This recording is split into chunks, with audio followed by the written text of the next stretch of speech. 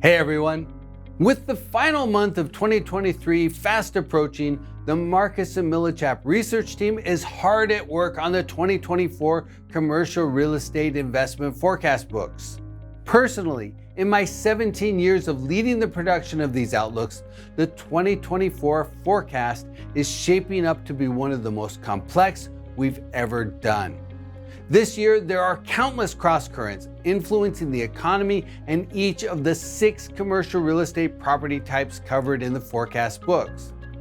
The 2024 Canada Investment Forecast will come out first at the ICSC Whistler event in British Columbia.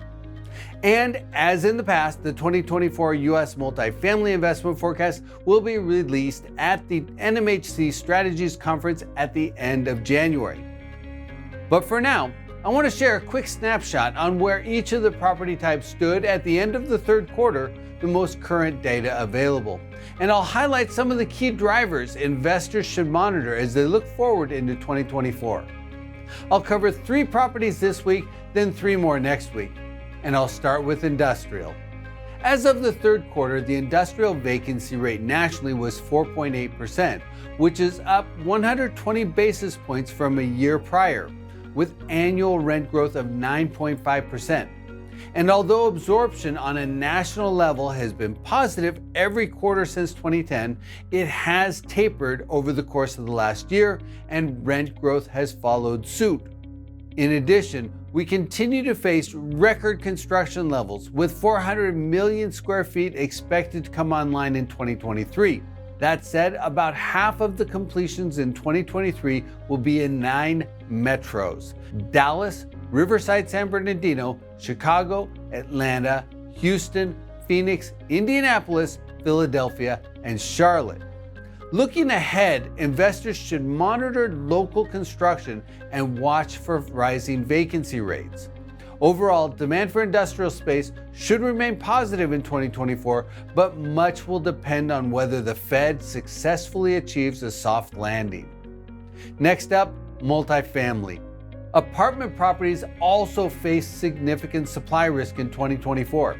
As of the third quarter, the multifamily vacancy rate was 5.4%, up 130 basis points from the third quarter last year.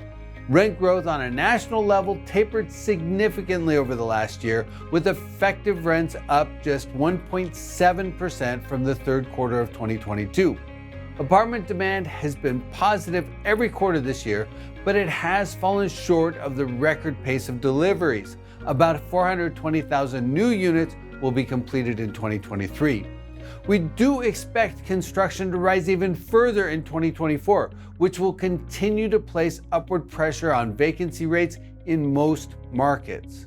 Investors should monitor these trends on a local level, but investors should also look more deeply into the pipeline of development beyond 2024.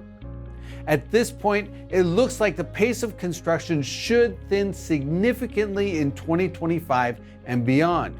As a result, even markets with a lot of new units coming online in 2023 and 2024 could ultimately outperform if the economic drivers in that market, particularly job creation, remain robust. The third property I'm going to focus on this week could also face new supply challenges, and that's self-storage. As of the third quarter, the average national self-storage vacancy rate was 8.6%. up 110 basis points on a year-over-year basis, while street rents were down 4.5% compared to last year. Storage rents are one of the factors that are complicating the 2024 investment forecast. Street rates have fallen, but the effective rents for existing tenants remains relatively stable.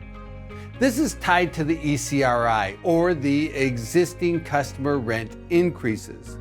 The majority of the self-storage operators have been reducing the rates at which they market their units, the street rates. Then they gradually raise the rates over time to get back to their target effective rate. Unlike apartments, where there may be some concessions such as 1 month free on a 12-month lease, self-storage isn't tied to an extended lease. So storage operators can migrate rents up to their target rate after the tenant has moved in. That said, rising vacancy rates could become a significant headwind for the sector. An influx of self-storage development is in the pipeline, but the big question will be whether all of the development will actually be finished. Because of the higher cost of capital and construction costs, a lot of the storage projects could be shelved, but investors will still need to monitor their local construction risk in 2024 and beyond. Next week, I'll highlight the key trends affecting the office, retail, and the hospitality markets.